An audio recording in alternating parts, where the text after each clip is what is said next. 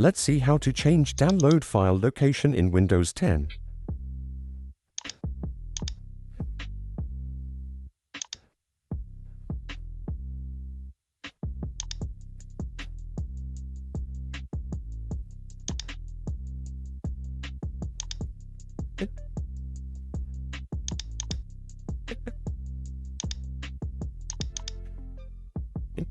Now you need to create a new folder named Downloads.